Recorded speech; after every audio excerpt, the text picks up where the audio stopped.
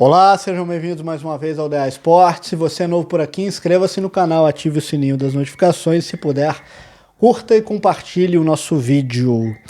Terminou as eliminatórias para a seleção brasileira, né? Acabou ontem, último jogo, derrota para a Bolívia por 1-0 na altitude de El Alto, né?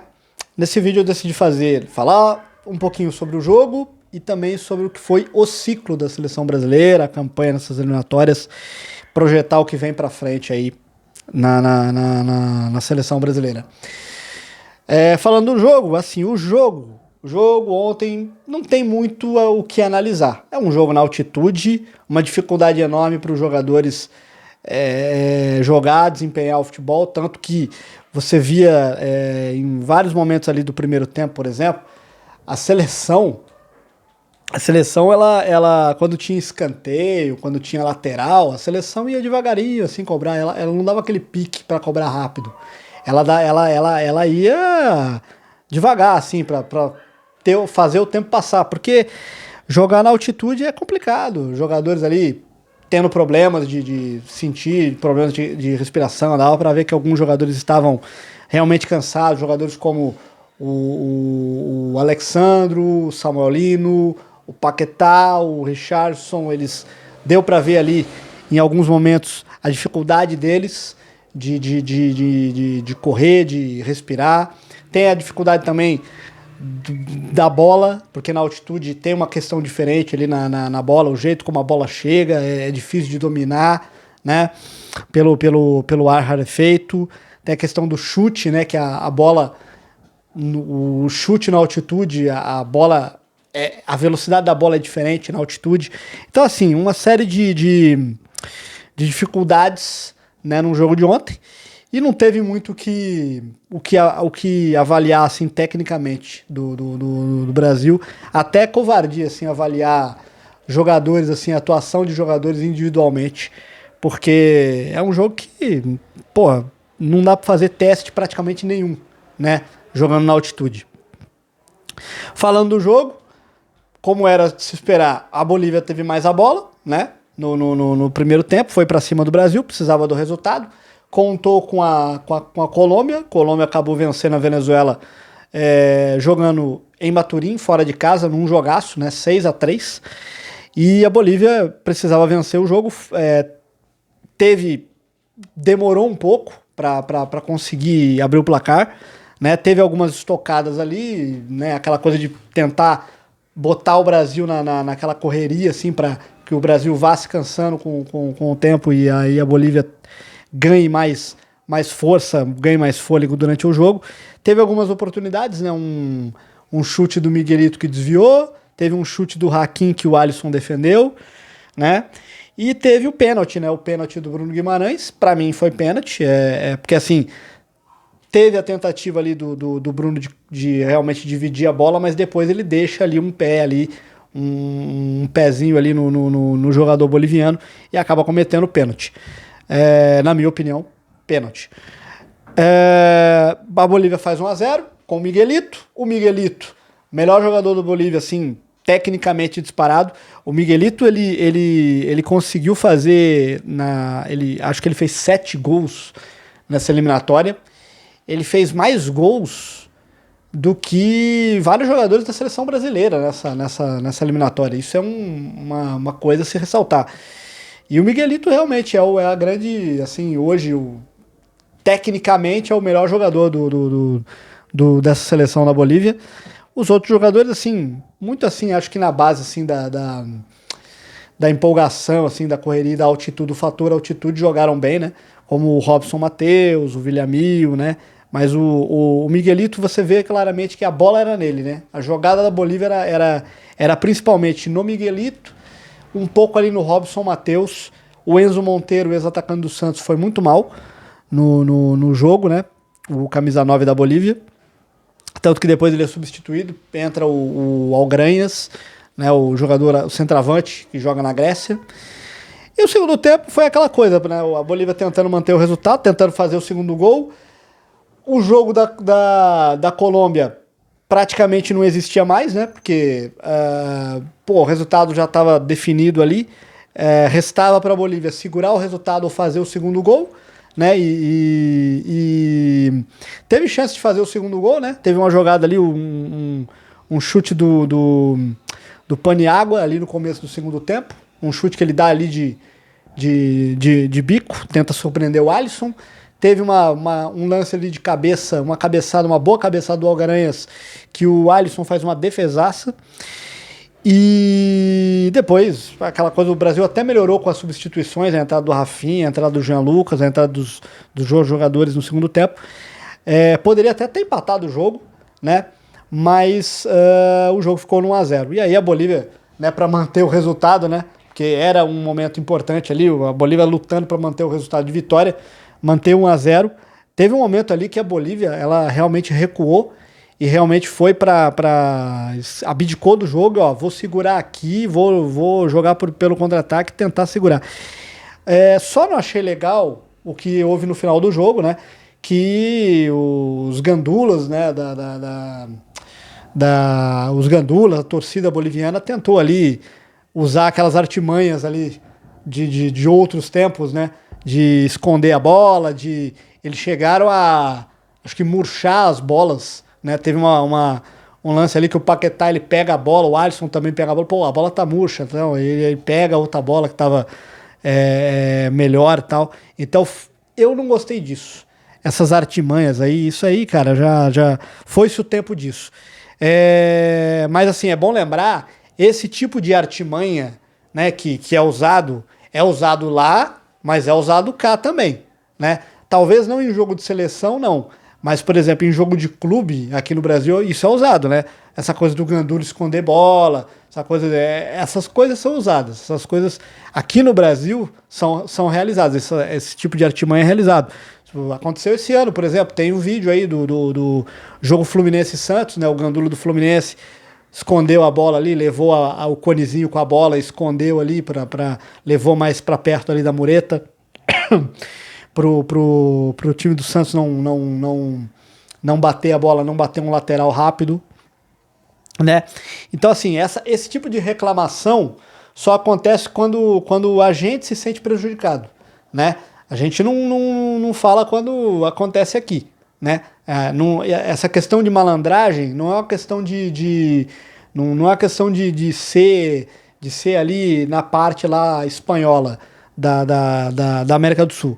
É uma questão que se faz no mundo inteiro. O que você fizer para poder ganhar o jogo, para poder retardar o jogo, para você poder fazer o cronômetro correr, você vai fazer. Pode ser a Bolívia, pode ser o Brasil, não importa. Dito isso, assim, agora falando da campanha do Brasil e do ciclo do Brasil, né? O ciclo do Brasil, cara, a conta não é do Ancelotti, né? Mas assim, o ciclo do Brasil é um ciclo para se esquecer, né? O ciclo do Brasil, nós perdemos praticamente 3 anos, né? E assim, primeiro que termina a Copa do Mundo, a gente vai para um amistoso, nosso primeiro técnico é o interino, né? Que é o Ramon Menezes.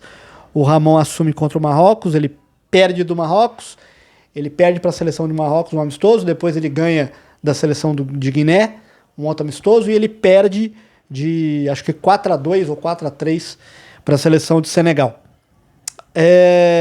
Aí vem, né, a gente ficou nessa de esperar o Ancelotti, e aí não veio o Ancelotti. Não veio o Ancelotti, aí veio o Fernando Diniz. Veio aí o Fernando Diniz como sendo o nosso primeiro técnico. E aí, a empolgação com o Diniz, dinizismo na seleção e tal, muito se esperava que ele pudesse fazer a seleção jogar bonito, assim como antigamente.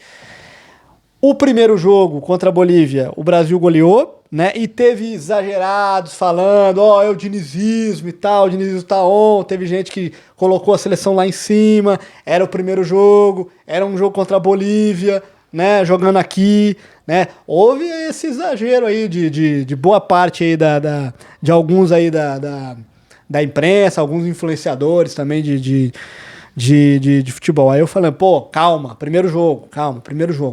E aí nos outros jogos, Depois uma vitória contra o Peru que o Brasil não jogou bem, né? Mas ganhou o jogo lá no último minuto. E aí começou o Brasil desceu a ladeira, né? Empatou um jogo com a Venezuela que o Brasil estava ganhando de 1-0 e aquele jogo que o Brasil levando o jogo da maneira como ele quis, aí esperando a partida terminar e acabou sofrendo um empate. Depois jogamos contra o Uruguai e lá em Montevidéu perdemos o jogo para o Uruguai e perdemos o Neymar se machucou ali naquele jogo e nunca mais voltou para a seleção. Depois fomos jogar contra a Colômbia, fizemos 1-0, mas tomamos a virada, né, lá com 2 gols do Luiz Dias, e depois jogamos aqui no Maracanã contra a Argentina, perdemos para a Argentina de 1-0 com gol do Otamendi.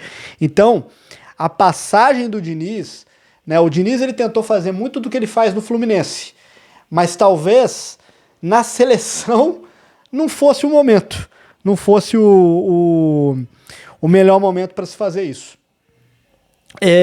Depois entrou logo depois do jogo da Argentina, o Diniz é trocado, né? Sai o Diniz, né? Primeiro que tem um problema ali da CBF, né? Um problema ali na CBF e o presidente é meio que afastado, depois ele é colocado de volta no cargo. Depois ele já demite o Diniz, aí ele já contrata o Dorival Júnior, né? Começa um novo trabalho, um novo momento na seleção brasileira. E aí, cara, o Dorival chega, né? E aí engraçado que o Dorival chega super elogiado, né? O pessoal elogia o Dorival Júnior, falando que o Dorival Júnior é um cara que não inventa, faz o feijão com arroz, né? Não tenta inventar roda, demonstrando ali que havia uma insatisfação ali com o trabalho do Fernando Diniz, né? E aí, de novo, exagero. O Brasil é assim, muito 880. Exagero demais. O Dorival chega, ganha o jogo da Inglaterra naquele amistoso, com o gol do Endrick, aí caramba, depois empata com a Espanha, 3-3, num jogo que era pro Brasil ter ganho. Se não fosse a arbitragem pró-Espanha naquele jogo. O Brasil foi prejudicado e muito naquele jogo, naquele amistoso contra a Espanha. Mas de novo houve um exagero. Que não, o Dorival começou bem, pô, será que agora vem? Tamo no caminho, o Endrick e tal, fazendo gol e tal. Então, assim, o Brasil ele é muito assim de se empolgar muito rápido com uma partida. Assim, uma partida que o Brasil ganha, a coisa já tá bem. A coisa tá caminhando. Quando o Brasil perde, não, tá tudo uma droga, tem que trocar, esse técnico não serve e tal. O Brasil é muito assim, 880. Aí vamos pra Copa América, a gente faz uma Copa América horrível, com o Brasil empatando 0-0 com a Costa Rica, ganhando do Paraguai, que naquela altura não era o Paraguai que... Era esse Paraguai que se classificou para a Copa do Mundo, era outro Paraguai, treinado ali pelo Daniel Graneiro, e jogando de uma forma bem ruim. Depois a gente empata com a Colômbia e é eliminado nos pênaltis lá pelo Uruguai, e aí fica aquela imagem, né, do Dorival Júnior fora da rodinha lá, com a cabeça lá, coçando a cabeça. O Dorival Júnior é mantido, vamos para as eliminatórias, mas assim, é mantido, mas assim, a cobrança vem forte depois da Copa América. Vamos para a eliminatória, né, vamos para a 7ª rodada, uma vitória contra o Equador jogando em Curitiba, um jogo terrível, um jogo horrível de se ver. Depois, no jogo seguinte, derrota para o Paraguai, e aí já é esse Paraguai treinado pelo Gustavo Alfaro, o mesmo técnico que treinou o Equador na Copa do Mundo, que treinou a Costa Rica na Copa América, que empatou com o Brasil 0-0, ganha do Brasil lá no Paraguai. Então, assim, foi uma campanha bem ruim. E aí vem a 9ª e a 10ª rodada, que é realmente... a 9ª e a 10ª rodada, o Brasil primeiro tem a 9ª rodada que o Brasil ganha do Chile, jogando lá no Chile, ali com um gol do Luiz Henrique, né? E depois uma vitória contra o Peru por 4-0 jogando aqui no Brasil. E depois vem aquelas duas data FIFA, os 2 jogos que, assim, praticamente, assim, primeiro o empate com a Venezuela 1-1, o empate com a Venezuela 1-1, o empate com o Uruguai 1-1, jogando na Bahia. E naquele jogo a coisa já estava ruim, a coisa continuou ruim. Com o Rafinha falando que, não, a seleção jogou bem, vai ser muito difícil ganhar da gente aqui. Pelo amor de Deus. Era uma coisa assim, que, parecia que treinador, jogador e quem tava vendo o jogo não tava falando, não tava enxergando a mesma coisa. E aí vem a data FIFA derradeira, né?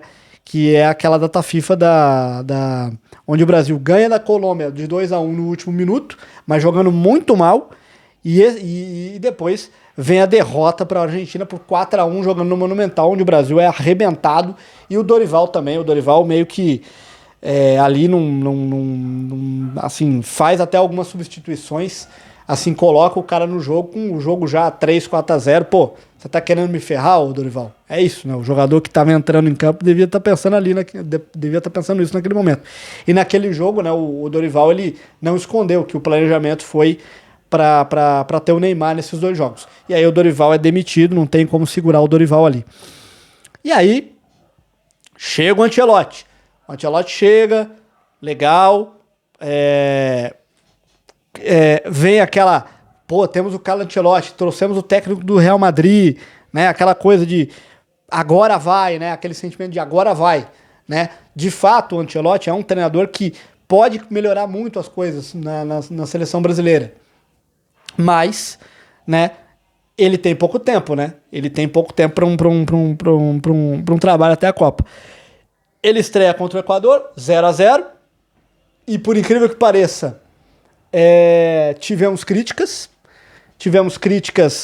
à estreia do Ancelotti. Eu acredite ou não, eu vi críticas assim de jornalistas já cornetando o Dorival no primeiro jogo, sendo que era o primeiro jogo do cara, sendo que era um jogo em Guayaquil, começando o trabalho, e depois uma vitória contra o Paraguai de 1-0, e veja só, o Brasil sofreu tanto na Copa do Mundo, e na partida contra o Paraguai, o Brasil já garante a classificação para a Copa do Mundo.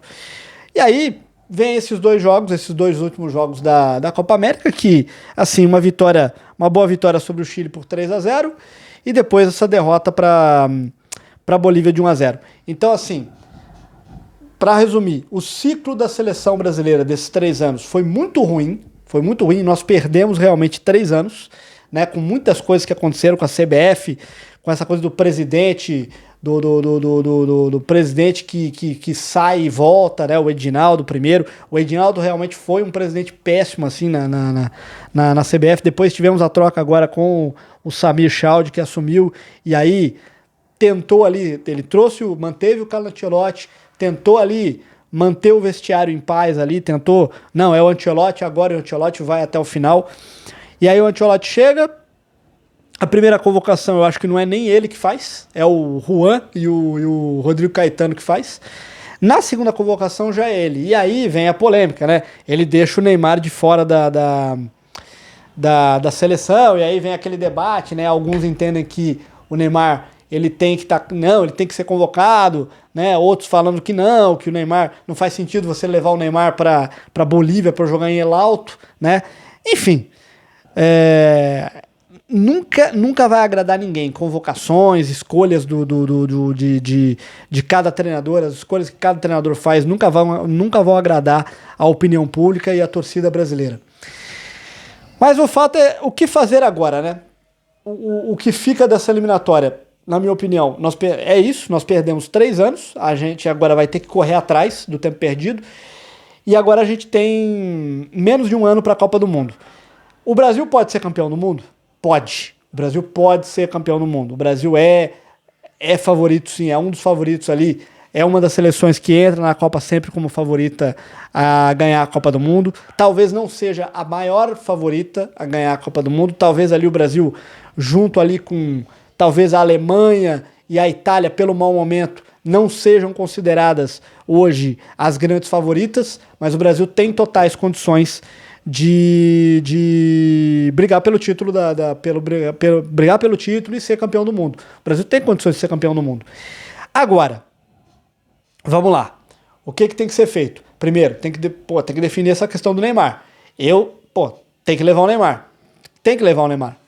O Neymar, você abrir mão do Neymar é loucura, né? O Neymar, ele pode ter as questões dele, as questões físicas dele, não tá jogando, não tem uma sequência e tal, mas ele é o Neymar. A seleção ainda precisa do Neymar, tá? Isso é fato consumado, cara. Mas assim, a gente tem que cobrar também dos outros jogadores também. A gente tem o Vinícius Júnior. O Vinícius Júnior é o melhor jogador do mundo. É o atual melhor jogador do mundo da FIFA. Tá jogando menos com a camisa da seleção do que ele joga com a camisa do Real Madrid. Ele tem que ser cobrado também. Ele tem que ser, vem cá, cara, você tem que jogar mais. O Rafinha tem que jogar mais.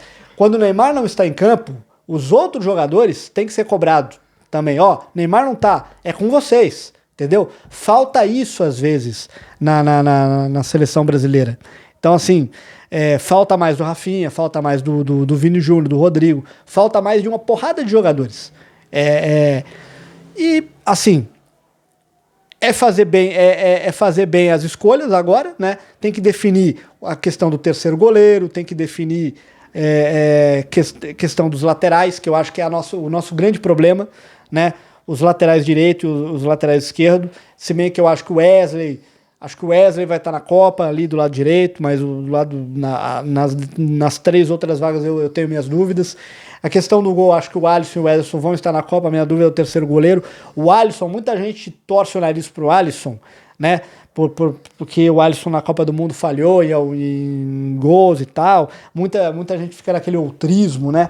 Que se fosse outro goleiro pegava aquela bola contra a Croácia, né? O pessoal fica nisso, né? Fica acreditando nesse outrismo, né? O Alisson é bom goleiro. Muita gente fala do Alisson, dos pênaltis que o Alisson não defende, mas ninguém ressalta as boas defesas dele, né? Por exemplo, ontem no jogo da Bolívia, todo mundo falou de mais um gol de pênalti que ele sofreu, mas ninguém falou da defesaça que ele fez na cabeçada lá no segundo tempo. Então assim, zagueiro, eu acho que o Brasil tá tranquilo nesse setor, não vejo. Inclusive, nós descobrimos um novo zagueiro, que é o Alexandre, né, o Alex Ribeiro. No meio-campo, eu acho que o grande problema do Brasil é o meio-campo. A gente tem um problema grave ali no meio-campo. A gente vai ter que, talvez, encontrar. A gente não tem meio armador. A gente depende muito ainda do Paquetá, do Neymar voltar, desses jogadores para fazer a armação da seleção brasileira. A gente não tem uma figura de camisa 10 na seleção. A gente tem o Paquetá e a gente tem o Neymar pro meio campo, praticamente. E aí a gente às vezes tem o Rodrigo, que faz bem a função de meia, a gente pode ter ali o Martinelli, que faz a função de meio campo, o Rafinha, que faz essa função do meio campo. Enfim, a gente não tem uma figura, um 10, uma figura de armação. E o ataque, eu acho que sobram opções. A definição, eu acho que o Brasil... ele tem que definir mais ou menos quem vai ser o 9, né? Essa vaga de 9, se vai ser o João Pedro, se o Igor Jesus vai brigar pela posição, se o Pedro ainda tem chance de voltar a ser o 9 da seleção. Se o Matheus Cunha vai tá na seleção como 9, como meia, enfim. A gente tem poucas definições. E eu acredito que a gente já tem ali um grupo de 15 jogadores mais ou menos formado para a Copa do Mundo. A gente tem mais ou menos... por exemplo, se a lista final vai conter 23, a gente tem poucas vagas. Eu acredito que um grupo de 15 jogadores a gente já tem. Acho que o Richarlison tá na Copa, pelas convocações aí do Ancelotti. O Richarlison é um cara que ele confia e vai estar com ele na Copa. Então, assim, a gente tem poucas vagas e pouco tempo para teste. A gente vai ter agora 2 amistosos contra a Coreia e Japão, depois 2 amistosos contra as seleções africanas, né? E mais 2 jogos em março, que aí a gente vai definir a lista, né? O Ancelotti vai definir a lista. E depois os 2 amistosos que a gente vai ter ali no mês de maio e junho, já vai ser com a lista final definida ali, a convocação decidida para a Copa do Mundo. O Ancelotti, então, o Brasil pode ganhar a Copa do Mundo? Pode. O Brasil pode ser campeão, pode ser ex-campeão do mundo.